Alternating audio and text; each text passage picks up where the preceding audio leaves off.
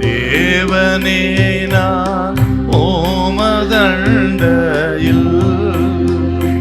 இன்னும் நெருங்கி சேர்வதே என் ஆவல் பூமியில். மத்தேயு சுவிசேஷம் 15:25 வாசிப்போம். அவள் வந்து, ஆண்டவரே எனக்கு உதவி செய்யும் என்று அவரை பணிந்து கொண்டாள்.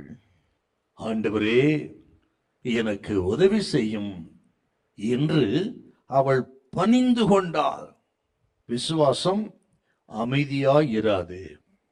இவள் தொடர்ந்து ஆண்டவரை கூப்பிடுகிறாள். ஆண்டவர் காது கேளாதவர் போல் ஆரம்பத்தில் வருகிறார்.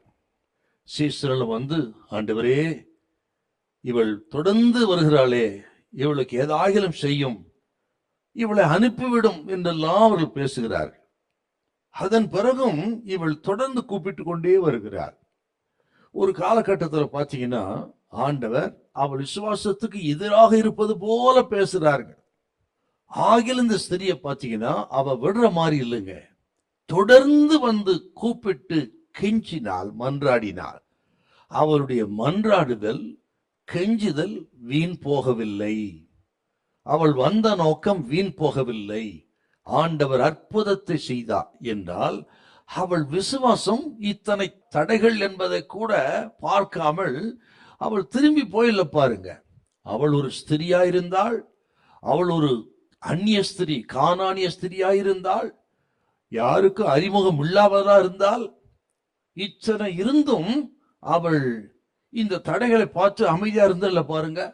அவள் விசுவாசத்தை யாரும் மூடிவிட அனுமதிக்கவில்லை. தொடர்ந்து அவள் மன்றாடினாள். ஆகவே தான் சொன்ன, விசுவாசம் அமைதியாயிராது. இயேசு கிறிஸ்துவை இவள் ஏதோ உதவி செய்கிற ஒரு நபராக மட்டும் பார்க்கலங்க. எப்படி பார்த்தால் இயேசு கிறிஸ்துவை தனது நம்பிக்கையாகவே இவள் பார்த்தாள். இந்த கேட்கிற அருமையான கத்திரி பிள்ளைகளே, ஏதோ உதவிக்காக வருகிற கிறிஸ்தவர்கள் பெருகிவிட்டார். இன்றைக்கு ஆசீர்வாதத்துக்காக ஆண்டவரை தேடுகிற கூட்டம் பெருகிவிட்டது. இவளை பாருங்க, ஏதோ உதவி செய்ய ஒரு நபராக மட்டும் ஆண்டவரை பார்க்கலங்க. இவள் இயேசு கிறிஸ்துவை தனது நம்பிக்கையாகவே பார்த்தாள்.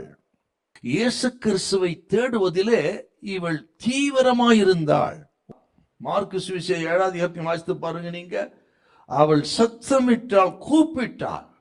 எந்த அளவுக்கு ஆண்டவர் பேரிலே, ஆண்டவரே என் நம்பிக்கை என்று அவள் விசுவாசித்திருந்தாள். இவள் விசுவாசம் அமைதியா இராமல் தொடர்ந்து கூப்பிட்டு இருப்பாங்க. ஆகவே தான் சொன்னேன், இயேசுவை தேடுவதில் மிக தீவிரமாக இருந்தாள்.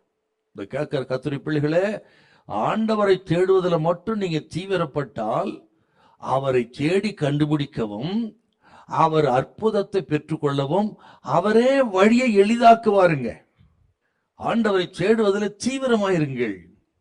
ஒருபோதும் ஒருவர் கைவிட மாட்டா. தேடுகிறவருக்கு பலன் அளிக்கிறவர்.